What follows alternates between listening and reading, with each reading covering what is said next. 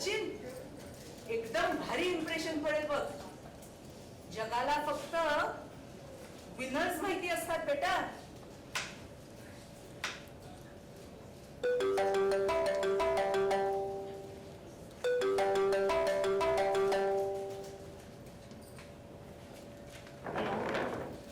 हा कश्यप. येस. काय? ठीक आहे.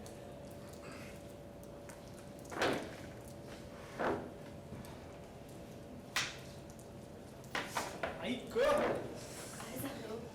अरे देवा, असं कसं रे तू धसमुसळा? भाजी चिरायला सांगितलं की तिथेही गोंधळ. नीट काम करता येत नाही का रे तुला? मला लागलंय रीमा, तुला कामाची काय पडली आहे? कश्यपचा फोन आला होता. तो सांगत होता फक्त 5% टीमचं प्रमोशन झालंय आणि लिस्ट फक्त माझा खालपर्यंतच अपडेट झाली. पण ना मला मागून स्पष्ट ऐकू येत होतं. जल्लोष चालला होता, टाळ्या वाजवत होत्या. लोक म्हणत होते Congress Kashyap you are promoted. म्हणजे त्यांनी स्वतःचं प्रमोशन करून घेतलं आणि मला मात्र मॅच्युरिटीचा डोस पाचतोय. मग त्यात काय, तू आहेसच तसा. आयुष्यात कायम सेफ खेळणारा. तू कधी कोणाशी फाईट केली नाहीस की कधी ओरडून तुझा हक्क मागितला नाहीस. मग जग तुला का लक्षात ठेवेल? आणि तू ना रिप्लेसमेंट म्हणून परफेक्ट आहेस मिलिंद. एखादी महत्वाची व्यक्ती अडकली की त्याची जागा भरण्यासाठी तू उत्तम आहेस. पण मुख्य भूमिका तुझी कधीच नसते. तू या घराचा सुद्धा एक बॅकअप प्लॅन आहेस मिलिंद. बॅकअप प्लॅन म्हणजे इन्व्हर्टर सारखा. लाईट गेला की हवा असतो, बाकी कोपऱ्यात पडलेला. बरोबर आहे, कारण तू रिॲक्टच होत नाहीस. तू ग्रुप मध्ये सुद्धा फक्त एक संख्या वाढवण्यासाठी माणूस असतोस. कोणाला गाडी चालवायला माणूस हवा असला की तुझा फोन लागतो. तू काय कोणाचा बेस्ट फ्रेंड नाहीयेस. तू फक्त एक अवेलेबल ऑप्शन आहेस.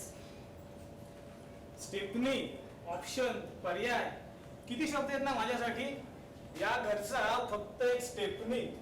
म्हणजे मुख्य टायर पंक्चर झालं की माझी आठवण होते, बाकी तू डिक्कीच्या अंधारात. अरे तू त्या मध्यमवर्गीय गर्दीतला असा माणूस आहेस की ज्याच्यावर कधी ऍक्शनच घेतली जात नाही, कारण तू रिस्कच घेत नाहीस. बरं आता जाऊ दे, तुझं हे रडगाणं बंद कर. मला महत्वाची मीटिंग आहे.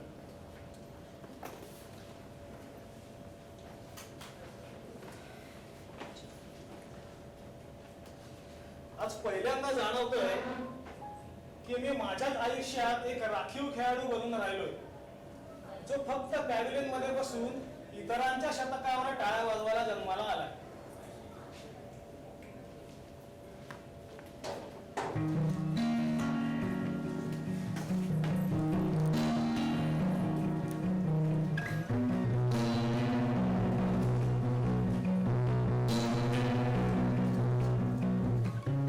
नमस्कार रसिक हो. नटराज चरणी नतमस्तक होऊन आणि रंगदेवतेचा आशीर्वाद घेऊन या रंगमंच पुणे आज आपल्यासमोर सादर करीत आहे मानवी नात्यांमधील गुंतागुंत आणि काळजाच्या कोपऱ्यात जपून ठेवलेल्या भावनांचा प्रवास उलगडणारी एक नवी कलाकृती. एकांकिका राखीव. लेखक आणि दिग्दर्शक प्रबोध कुलकर्णी. कलाकार मिलिंद देवधर, डॉक्टर अश्विनी अत्तर, आरती जोशी, योगेश जोशी. संगीत सुजीत सोनू. प्रकाश योजना. अभिप्राय प्राप्त. रसिक हो, सादर होत आहे प्रबोध कुलकर्णी लिखित आणि दिग्दर्शित PR रंगमंचची विशेष कलाकृती एकांकिका राखीव.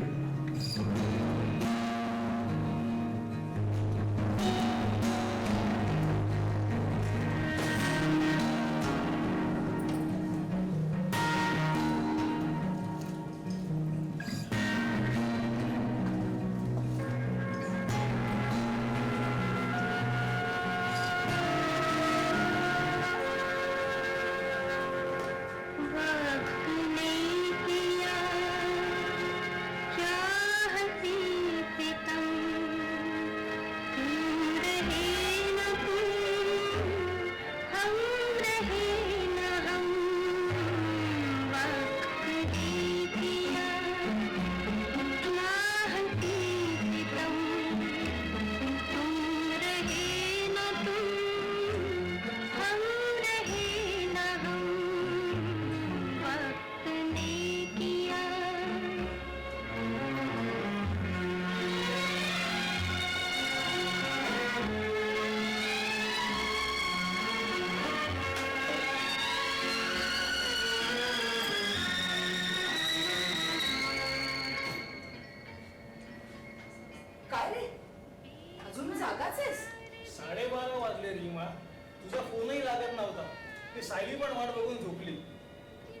तुझी पार्टी कशी झाली? Party? Oh it was fantastic. तुला माहितीये आज माझ्या प्रेझेंटेशनवर क्लायंट इतका खुश झाला की त्याने ऑन द स्पॉट नवीन प्रोजेक्ट साईन केला. माझा बॉस म्हणाला, Reema you are a rock star. At least कोणाला तरी माझं कौतुक आहे. अरे हो हो, अभिनंदन अभिनंदन. आणि खरंच खूप मनापासून म्हणतोय मी. मनापासून?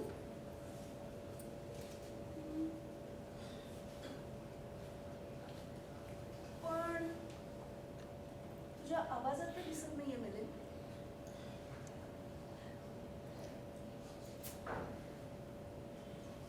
तू नेहमी असा लो कसा? थकलायस? कशाने?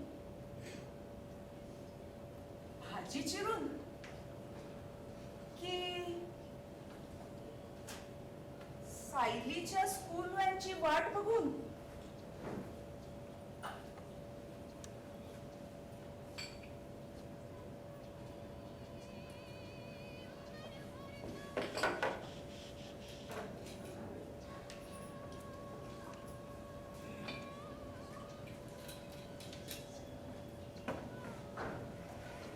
चल, आज माझा दिवस आहे. आज आपण सेलिब्रेट करूया. आज नको रीमा, उद्या सकाळी लवकर ऑफिसला जायचंय. कश्यपने बोलवले, काही क्लायंटची ऑर्डर पेंडिंग आहे. काय उद्या? कायमचा उद्या? तू त्या कश्यपचा नोकर आहेस की गुलाम? तो तुझं प्रमोशन करत नाही आणि तरी तू त्याच्यासाठी धावतोयस. मिलिंद, तू कधीच माझ्या लेवलला येऊ शकणार नाहीस, कारण तुला स्वतःची किंमतच नाहीये. रीमा, तू ना आता नशेत आहेस. आपण प्लीज उद्या सकाळी बोलूया का? मी नशेत नाहीये, मी शुद्धीत आहे. आज मला समजतंय की मी किती मोठी चूक केली आहे. मी एवढी सक्सेसफुल आहे, सिनियर मॅनेजर आहे, आणि माझा नवरा साधा एक प्रोजेक्ट वेळेवर पूर्ण करू शकत नाही. मिलिंद, तू माझ्या यशात अडथळा आहेस.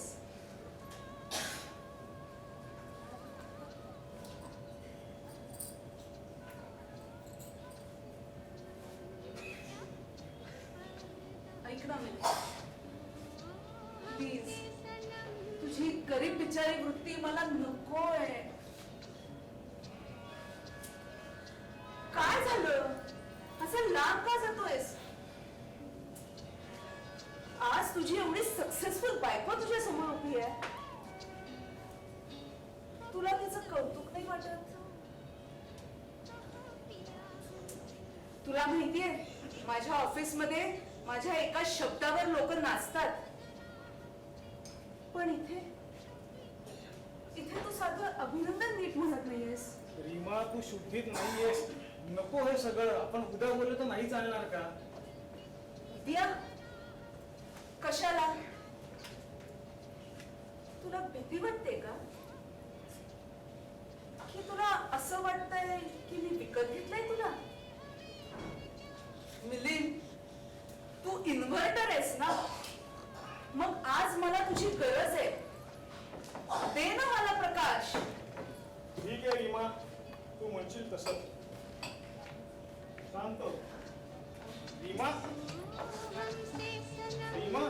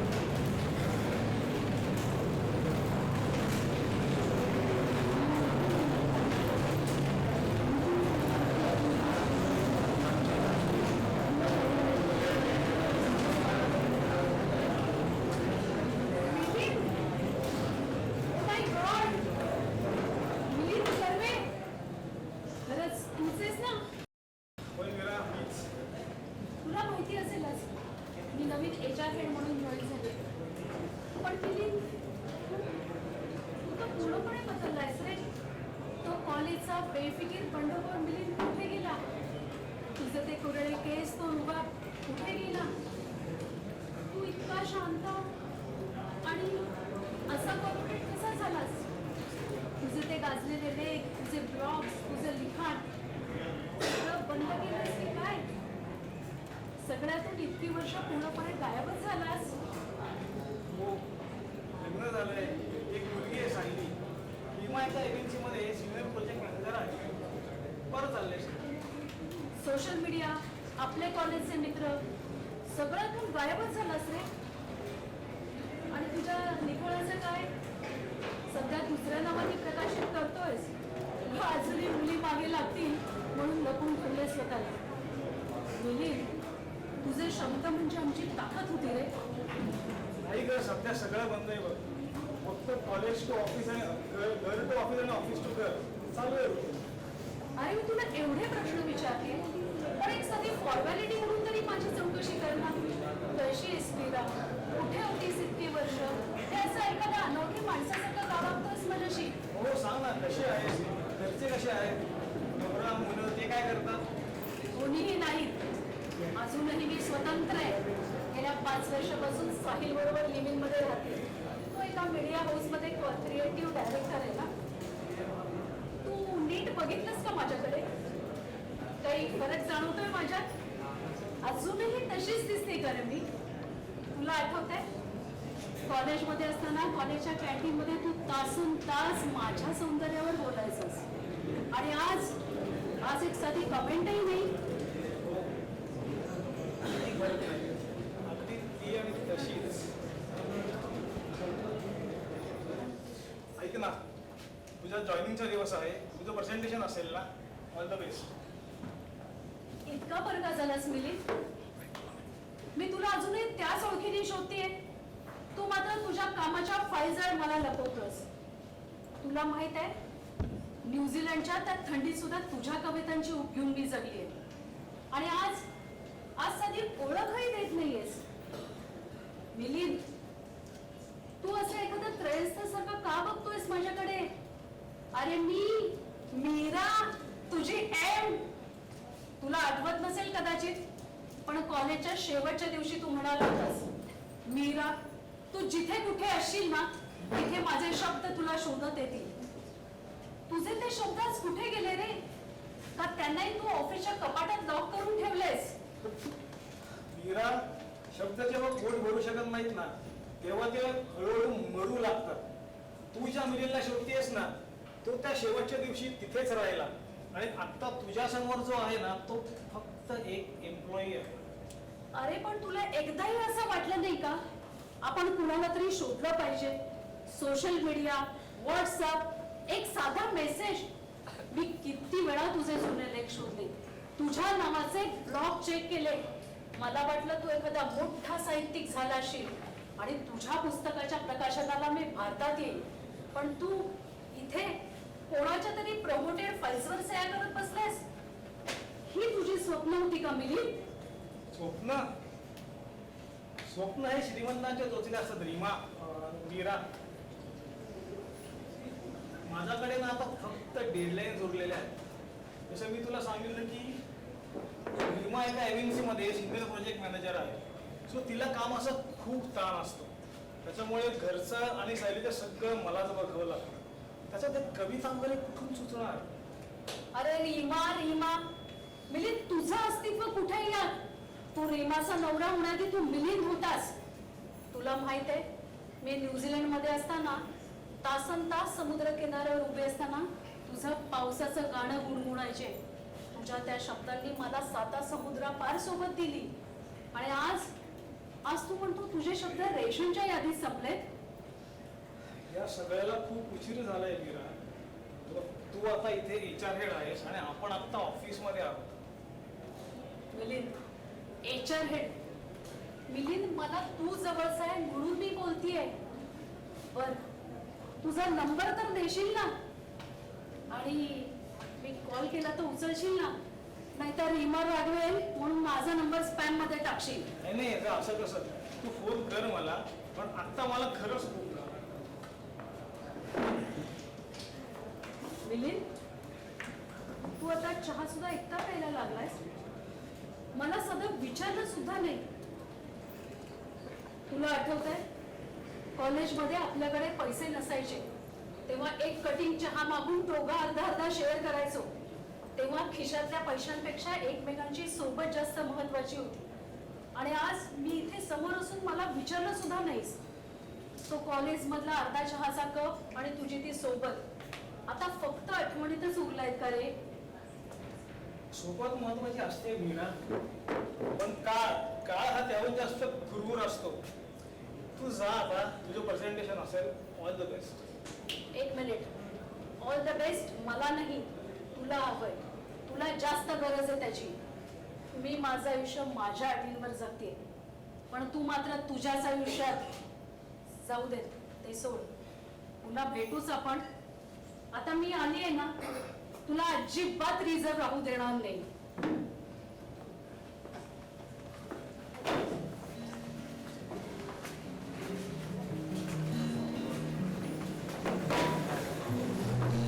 माझ्या सावलीचा भार मीच वाहत होता. निसटलेल्या क्षणांचा हिशोब मी पाहत होता. नवतेत मी सोबतीला जेव्हा मी सोसले, कधी स्वतःच्याच डोळ्यात मी अनोळखी भासले. ज्यांनी दिली साथ त्यांना अंतरे साठवत होता. माझ्या सावलीचा भार मीच वाहत होता.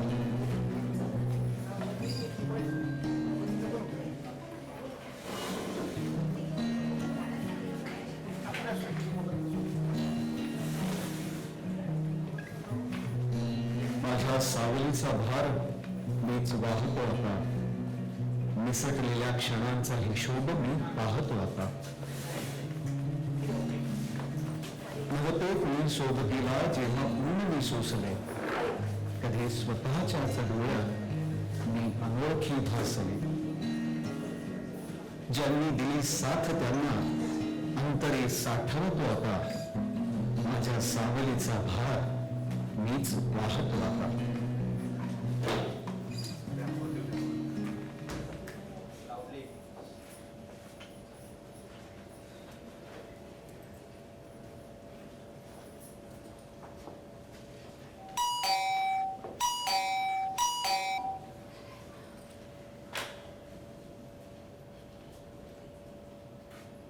मीरा, तू इथे?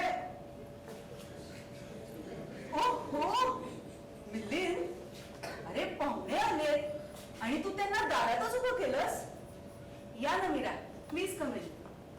मिलिंद सांगत होता तुम्ही त्याच्या कॉलेज फ्रेंड आहात ना? थँक्यू रीमा. मिलिंद माझा बेस्ट फ्रेंड आहे. आम्ही एकाच कॉलेजमध्ये होतो. आणि तो म्हणत होता त्याच्याच ऑफिसमध्ये तुम्ही नवीन HR हेड म्हणून जॉईन झालाय. नुकतीच जॉईन झाली आहे. त्या आधी न्यूझीलंडला होते. ओ वाव, न्यूझीलंड, ग्रेट. तिथे लोक किती ओपन असतात ना. Modern thinking, freedom. मला हे सगळं खूप आवडतं. आमचं हे कोथरूड मात्र अजून थोडं जुन्या विचारांचंच राहिलंय. आणि हा मिलिंद सुद्धा तिथेच अडकलाय. प्रगती करायची इच्छाच नाहीये त्याच्यात. असं काही नाहीये. हे बघा, मला जुन्या फाईल्समध्ये मिलिंदचे काही लेख आणि जुन्या कविता सापडल्या. मिलिंद इतकं सुंदर लिहायचा, मला राहावलंच नाही. म्हटलं तुम्हाला येऊन दाखवावं. सावलीचा प्रवास. मीरा, तुम्हाला वाटतंय हे सुंदर आहे, पण जाऊ देत. मिलिंद, हे ऑफिसचं काम आहे का? ऑफिसमध्ये काम करायला जातोस की हे सगळं करायला? ते सगळं कॉलेजमध्ये गेलं होतं. आता मी नाही लिहित. कॉलेजमध्ये कधी होतास आणि आता राखीव खेळाडू झालास.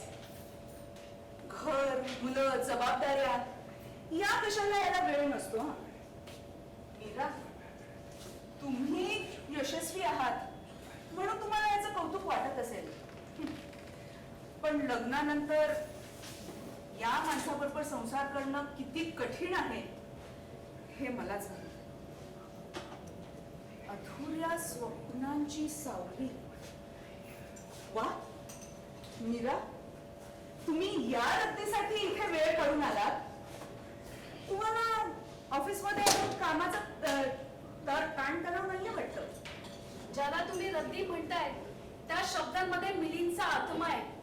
तो इतका ताकदीचा लिहायचा की वाचणाऱ्याला स्वतःचं आयुष्य आठवायचं. मिलींच्या या प्रतिभेला असं कसं मारू शकलात? मारलं नाहीये मी, वास्तवाचा आरसा दाखवलाय त्याला. मीरा, तुम्ही न्यूझीलंड मध्ये राहून आलाय म्हणून तुम्हाला हे सगळं रोमॅन्टिक वाटेल, पण इथे पुण्यात राहताना ह्या कवितांनी काय घर चालत नाही. MNC चा विमा, मुलीच्या इंटरनॅशनल स्कूलची फी आणि या घराचे हप्ते, या कशालाही मुलींच्या सावल्या चालत नाही. इथे फक्त माझा पगार आणि हो, माझा अहंकारच कामाला येतो. पण पगार मिळवण्याच्या नादात तुम्ही एका माणसाला रिझर्व का करून टाकलं? रीमा, मिलिंद तुमच्या आयुष्यातला एक माणूस आहे का तुमच्या या घराच्या खर्चात हातभार लावणारा एक बॅकअप प्लॅन? तुम्ही मिलिंदला कधी विचारलंय का त्याला काय हवंय? त्याला विचारण्याची आवश्यकताच नाहीये मीरा, कारण त्याला काहीच नको असतं. त्याला मी दिलेलं आयुष्य हवंय, मी आणलेलं सामान हवंय आणि मी ठरवलेले प्लॅन्स हवे. यातलं तो काहीच करू शकत नाही, म्हणूनच तो आज राखीव आहे. यशस्वी होण्यासाठी अंगाची रग लागते ना, ती त्याच्यात कधीच नव्हती. तो कॉलेजमध्ये सुद्धा असाच भित्रा होता ना? तो बित्रा नव्हता, तो संवेदनशील होता. आणि संवेदनशील असणं हा काही गुन्हा नाहीये. मिलिंद, तू का गप्प आहेस? अरे तुझ्या लेखणीने कित्येकांना आवाज दिला आणि आज ही रीमा त्याला कचरा म्हणतेय आणि तू चहाचे कप धरून गप्प उभा आहेस. तुम्ही दोघी प्लीज भांडू नका. हा बघा, हाच तुमचा हिरो. साधी स्वतःची बाजू मांडायला सुद्धा याला दुसऱ्याची मदत लागते. मीरा, तुम्ही यशस्वी आहात, दिसायला सुंदर आहात, जग फिरले आहात, म्हणून तुम्हाला याचं कौतुक वाटणं साहजिक आहे. पण लग्नानंतरच्या 10 वर्षात हा माणूस घरासाठी फक्त फर्निचर झालेला आहे. सुंदर आहे पण हलवता येत नाही. फर्निचर तू त्याला बनवलंयस रीमा. ज्या माणसाने तुझ्या यशासाठी स्वतःच्या करिअरचा त्याग केला, तुझ्या करिअरसाठी सायलीला सांभाळलं, त्याला तू आज निरुपयोगी ठरवतेस. तुला माहित आहे, न्यूझीलंड मध्ये मी कित्येकांना मिलिंदच्या कविता वाचून सांगायचे, माझा एक असा मित्र आहे जो फक्त शब्दांनी जग बदलू शकतो. आणि तू म्हणतेस त्याने रद्दी जमा केली. मग घेऊन जा ना ही रद्दी तुमच्यासोबत. जर तुम्हाला त्याच्या शब्दांवर इतकंच प्रेम असेल तर करा एखादं पुस्तक प्रकाशित. बघूया तरी किती लोक विकत घेत आहेत ते. पण इथे माझ्या घरात, माझ्या हॉलमध्ये बसून मला मॅनेजमेंटचे धडे शिकवू नका. Meera, you are just a friend. सीमारेषा ओलांडू नका. एक्सक्यूज मी, सीमारेषा मी नाहीये, तू ओलांडलीये. ज्या नात्यात एखाद्या जोडीदाराचा सन्मान संपतो ना, तिथं ते नातं फक्त एक कॉन्ट्रॅक्ट उरतं. मिलिंद, मी जातीये, पण हे कागद मी कचऱ्यात फेकून देणार नाही, कारण मला चांगलंच माहितीये या शब्दांची धग एके दिवशी तुमच्या या काचेच्या महलाला तडे देईल. बाय मिलिंद. काय रे, तुझी जुनी कॉलेजची मैत्रीण धडकली वाटतं. जा जा, हवं तर तिला तिच्या प्रभात रोडच्या घरी सोडून ये, पण लक्षात ठेवा तिथून कुठलं रडगाणं घेऊन येऊ नकोस. कांचे डोंगर, कधी यशाची ही शिखरे, मनात दाटलेले आजही काही स्वप्न पाहत. तरू गोड आठवणींना शब्दात गुंफतो होता. माझ्या सावलीचा भार मीच वाहतो आता.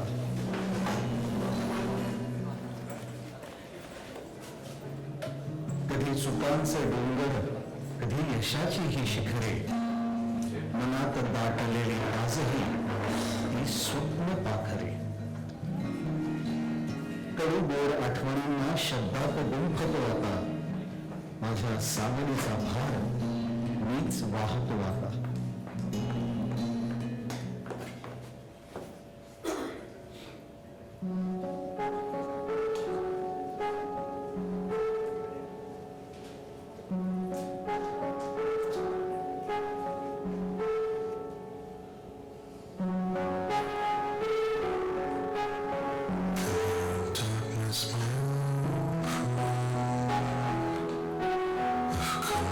Talk with you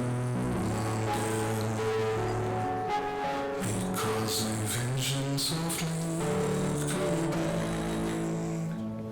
left its scenes while I was sleeping, and the vision that was landed in my brain still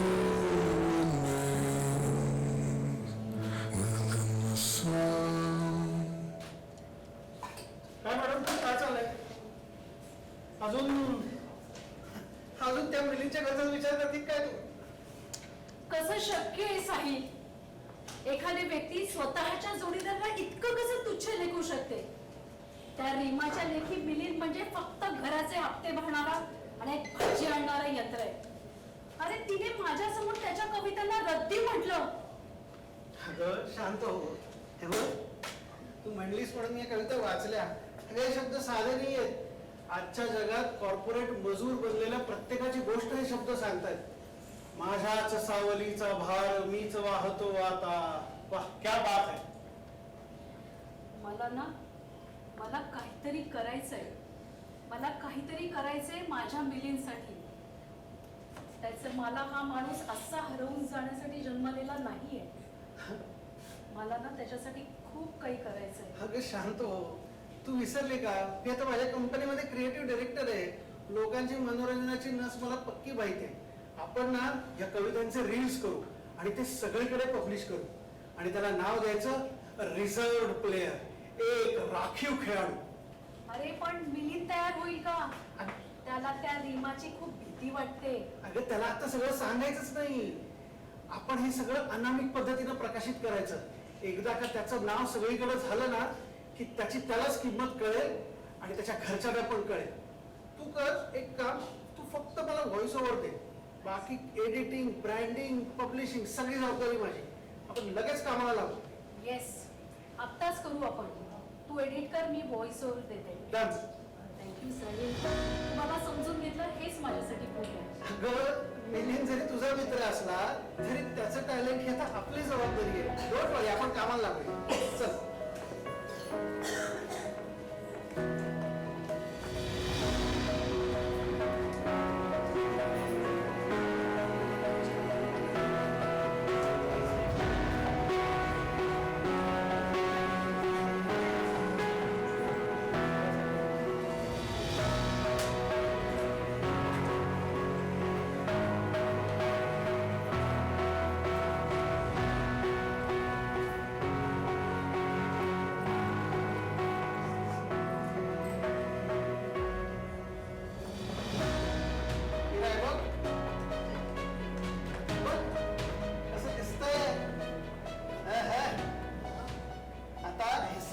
reel ready आहेत. टोटल 25 आहेत. आपण हे सगळं पब्लिश करूया आणि मग बघ मजा.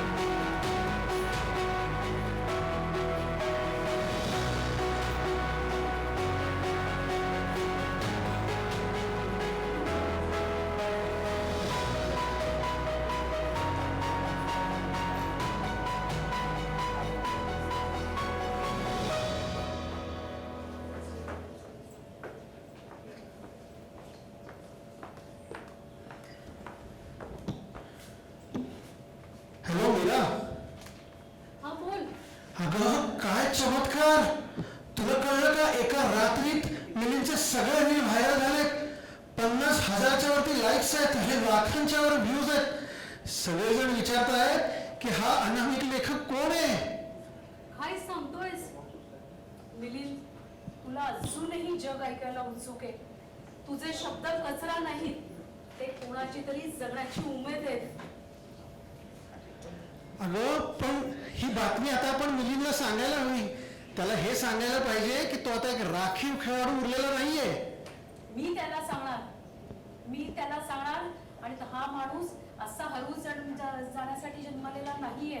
त्याला आता स्वतःच्या पायावर उभं राहावं लागेल. लगेच फोन करते त्याला. Yes. Thank you Sahil. Bye. Okay bye.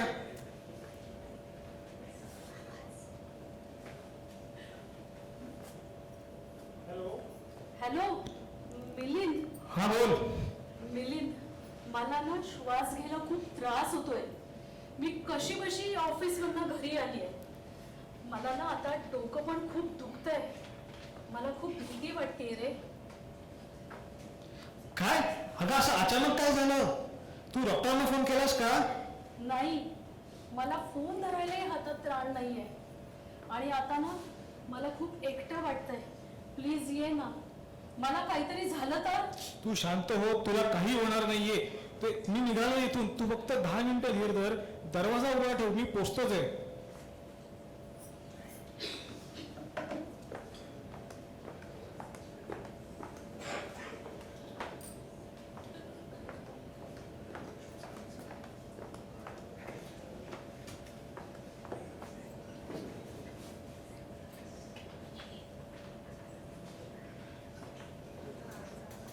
जा.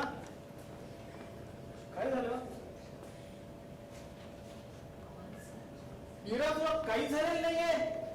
अगं मी ऑफिस सोडलं, काही गाडी चालवून इथं आलो, तू इथं आरामात बसलीस. हे काय नाटक आहे? अगं विमानात गेलं तर काय होईल माहितीये का तुला? मिलिंद, ओरडू नको. शांत हो, बस. अगं हे काय? हा काय बोलतापण आहे? मला वाटलं तुला खरंच काहीतरी झालंय. मी चाललो. मिलिंद, 5 मिनिटं दे मला. 5 मिनिटात जर तुला पटलं नाही तर तू निघून जा कायमचा. मी तुला अजिबात त्रास देणार नाही. ठीक आहे, फक्त 5 मिनिटं. बस. ही 5 मिनिटं त्या मिलिंदसाठी आहे जो स्वतःच्या संसाराला खांदा लावता लावता स्वतःच्याच अस्तित्वाखाली चिरडला गेलाय. मगाशी तू धावत आलास ना. तुला वाटलं माझं लाईफ धोक्यात आहे, पण तुला हे का कळत नाहीये? तुझं स्वतःचं लाईफ व्हेंटिलेटरवर आहे. कधी चुकांचे डोंगर, कधी यशाची ही शिखरे, मनात दाटलेली आजही ती स्वप्न पाखरे. अगं हे तर मी लिहिलंय. हे इतकं व्हायरल कसं झालं? आणि हे तुझ्याकडे कसं आलं? अरे मला कुठे सापडलंय यापेक्षा हे बघ लोकांना किती भिडलंय ते. ज्या शब्दांना रीमा कचरा मला म्हणाली त्या शब्दाने आज लोकांच्या मनात घर केलंय. आणि तू विचार करतोस रीमाला काय वाटेल?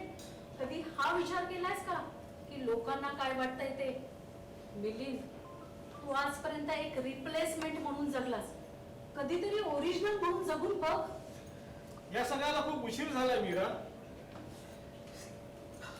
EMI, सायलीचं एज्युकेशन, रीमाची स्वप्न, या सगळ्यात मी स्वतःला कुठे शोधू?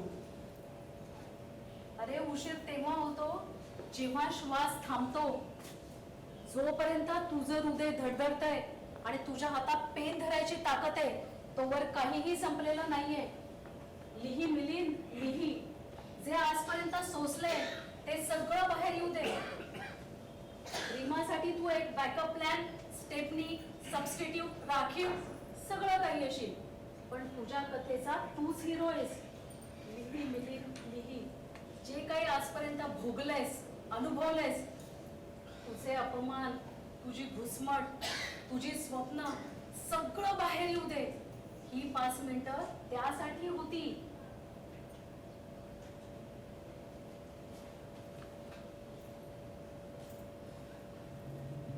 कधी चुकांचे डोंगर, कधी यशाची ही शिखरे, मनात दाटलेली आजही ती स्वप्न पाखरे. कडू गोड आठवणींना शब्दात गुंफतो आता. माझ्या सावलीचा भार मीच वाहतो.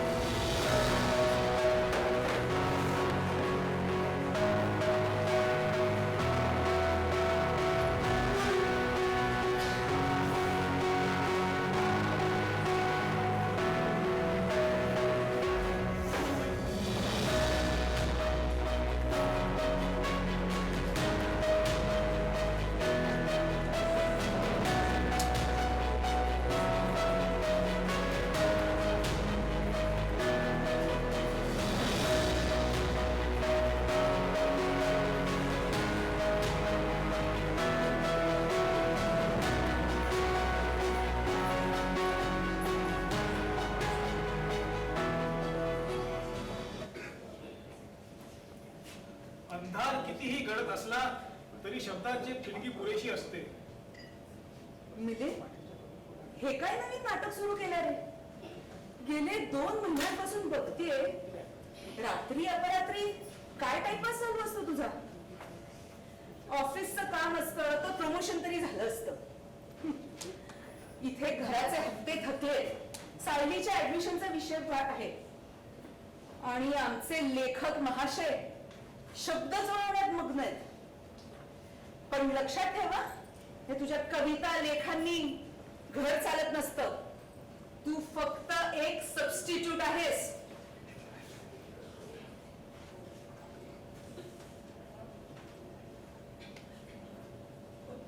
अरे मिलिंद, हे बघ, हे कसं असतं यश. अ रिझर्व्ड प्लेयर या नावाचा कुणीतरी नवीन लेखक आलाय. काय इम्पॅक्ट आहे त्याचा? तू लिहितोस त्याचं फालतू लिही.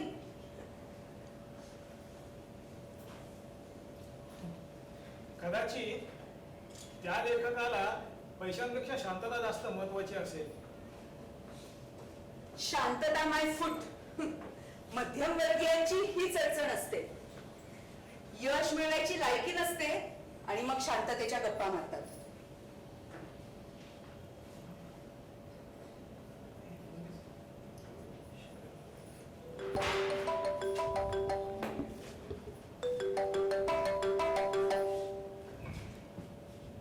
मिलिंद, कॉंग्रॅच्युलेशन्स.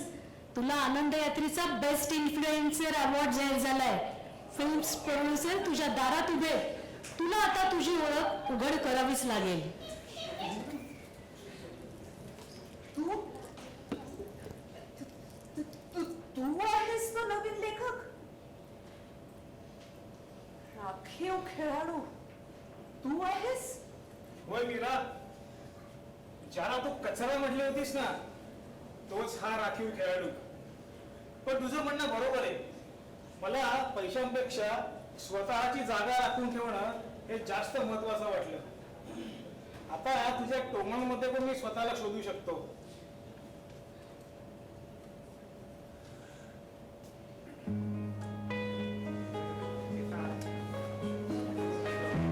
नमस्कार मिलिंद. आज तुम्हाला एवढा मोठा पुरस्कार मिळतो, पण या पुरस्कार मिळण्याबाबतचं तुमचं मत काय? प्रत्येक माणसाला आपापल्या पद्धतीने जगण्याचा अधिकार आहे, पण परिस्थितीमुळे कधी कधी तो मागे पडत जातो. पण प्रत्येकाची वेळ असते तशी ती आज माझी आहे असं मला वाटतं. या घराघरामध्ये बहुधा सगळेच जण स्वतःला पाहत असावे, म्हणूनच कदाचित मला सगळ्यांनी उचलून धरलं. त्यामुळेच हा पुरस्कार मला मिळाला. आज हा पुरस्कार सुद्धा मी अशाच रिझर्व्ह प्लेयर्सना डेडिकेट करतो.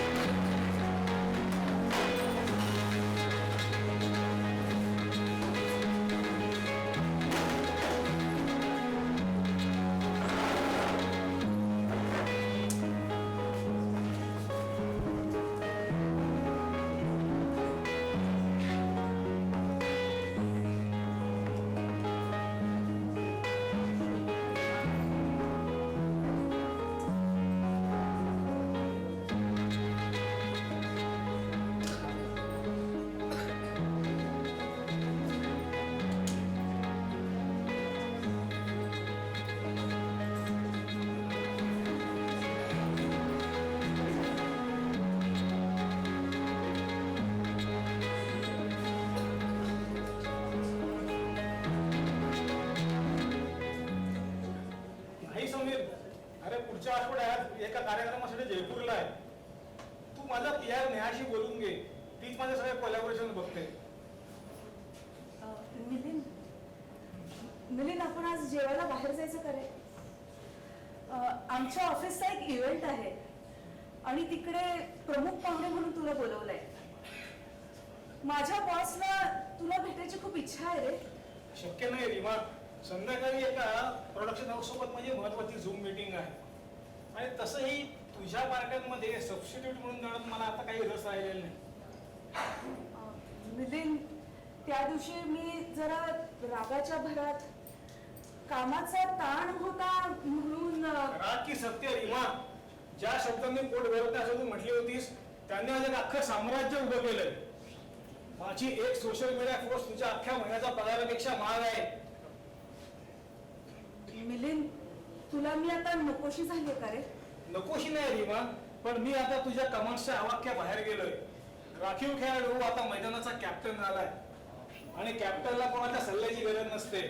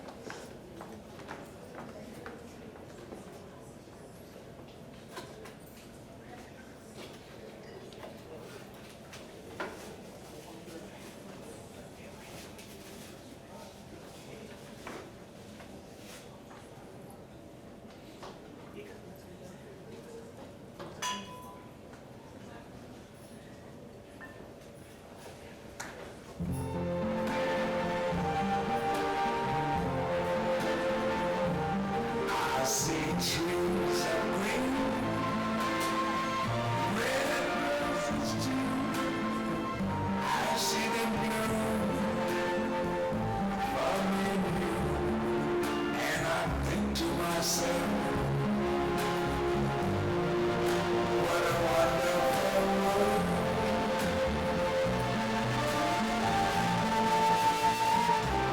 I see skies of blue.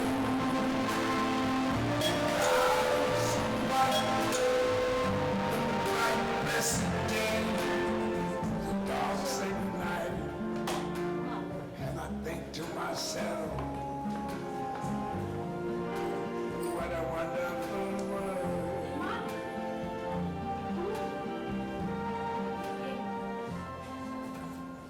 तू अशी या वेळेला इथे येशील अशी कल्पनाच केली नव्हती मी. तुला राग येत असेल ना माझा? मी सोडवलं त्याला तुझ्या बंधनातून आणि आज तो मुक्त आहे, सक्सेसफुलही आहे. कर्माची फळं मिळतातच रीमा, काहींना लवकर काहींना उशिरा, पण न्याय होतोच. आम्ही सेलिब्रेट करणार होतो पण मिलिंद अजून आला नाही आणि साहिल सुद्धा बाहेर आहे. येतेस का थोडीशी माझ्यासोबत? का नाही? शेवटी माझ्या नवऱ्याचं यश सेलिब्रेट करायला म्हणतीयस, मी नाही का म्हणेन? बैस. आल्या आल्या किती बोललीस ग मला. ठीक आहे ग, तुझा हक्कच आहे तो. मिलिंद म्हणत होता नव्हे, ऐकवत होता मला की कसं तू त्याचं जग बदललंस त्याच्या आयुष्यातील केवळ 5 मिनिटं मागून. मला पण देशील का ग तुझी फक्त 5 मिनिटं? बोल. माफी वगैरे मागायची असेल ना तर माझी नाही, मिलिंदची माग. त्याची माफी मागूनच मी इथे आले मीरा. तुझीही मागेल, पण आधी माझे काही शब्द ऐकून घे. सर्वप्रथम मिलिंदला त्याच्या त्या कोशातून बाहेर काढल्याबद्दल मी तुझी शतशः आभारी आहे. म्हणजे तुला खरंच आनंद झालाय का नेहमीचा टोमणा समजायचा मी? टोमणा नाही मीरा, हे सत्य आहे. तुला वाटतं ना की मी क्रूर आहे, तर ऐक. लग्नानंतर मिलिंदच्या गावी जेव्हा मी गेले तेव्हा पहिल्याच आठवड्यात मला समजलं की मिलिंद क्लिनिकल डिप्रेशनचा पेशंट आहे. काय? हो, आणि आणि हे सत्य माझ्यापासून लपवण्यात आलं होतं. त्याला त्या अंधारातून बाहेर काढण्यासाठी मी गावातून पुण्याला घेऊन आले. पण दोष कोणाला मिळाला? मला. हिला गावात राहायला नको म्हणून हिने मुलाला तोडलं असं जग म्हणायला लागलं. पण मी गप्प राहिले, कारण मिलिंदला त्या अंधारातून बाहेर काढण्याचं एकच ध्येय माझ्या मनात होतं. मला हे काही माहितीच नव्हतं. पुण्यात आल्यावर सुद्धा लोक नावं ठेवायला लागली. घर नाही, हा काय कमावणार. मिलिंद पुन्हा खचू लागला. तेव्हा मी माझे लग्नातले सगळे दागिने गुपचूप विकले. मिलिंदला न कळता त्याच्या काकांकडून 30 लाख जमवले. एका बिल्डरला दिले. त्याच्याच काकांच्या पर्सनल गॅरंटीवर लोन मंजूर करून दिलं. मिलिंदला वाटलं की त्याच्या पगारावर घर झालंय. पण त्या विटांमध्ये माझं सोनं आणि माझे कष्ट काढले गेले. पण मग तू इतकी कठोर का वागलीस? कारण पर्याय नव्हता मला. आम्हाला मूल व्हायला वेळ लागला तेव्हाही दोष मिलिंदमध्येच होता. तो पुन्हा कोलमडला. मी कठोर झाले कारण की त्याने चिडून का होईना पण काम सोडायला नको होतं. तुला काय वाटतं मी एवढी यशस्वी सहज झाले? अगं त्यामागेही माझे प्रचंड मेहनत आहे ग. मलाही अमेरिकेला जाण्याची संधी आली होती, पण मिलिंदच्या मानसिक अवस्थेमुळे मी ती संधीही नाकारली.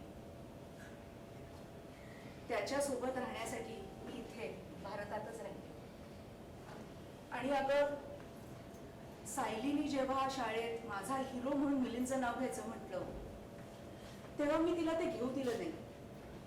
कारण जर तिच्या मित्रमैत्रिणींनी त्याच्याबद्दल चौकशी केली असती तर ते त्याला पेलवलं नसतं.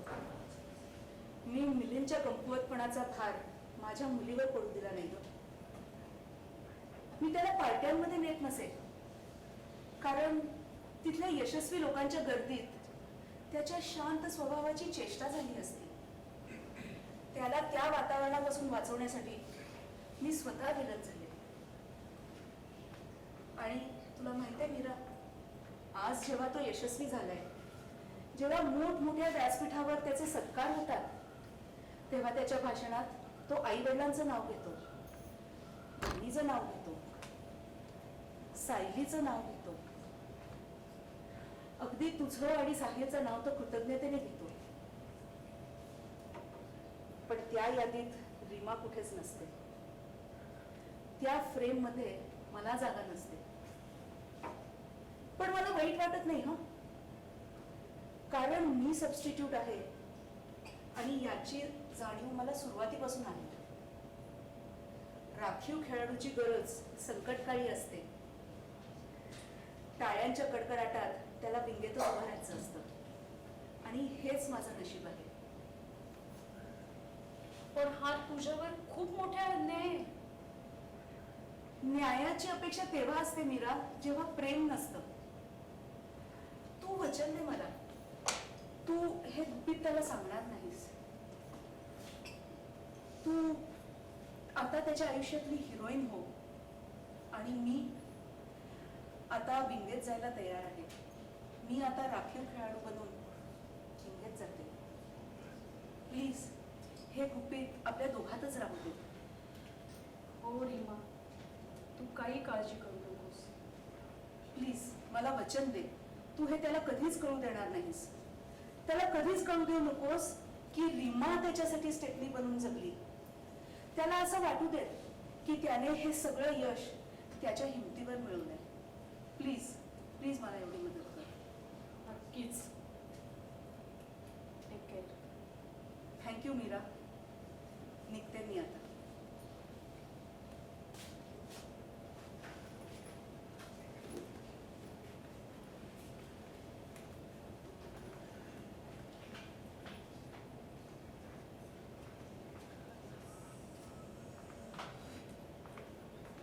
मीरा, थंड आहे का ग? खूप उकडतंय. असं घर तुझ्या भट्टीत असल्यासारखं वाटतंय. काही झालंय का इथे? What a wonderful world.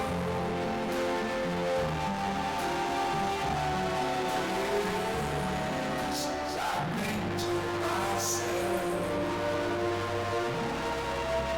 what a wonderful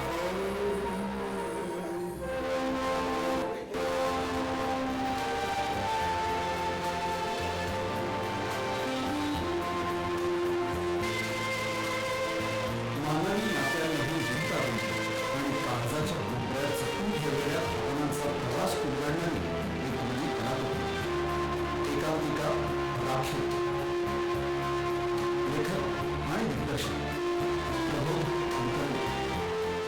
कलाकार मिलिंद देवधर, डॉक्टर अश्विन अत्तर, आरती जोशी, योगेश जोशी, संगीत सुजीत सोनी.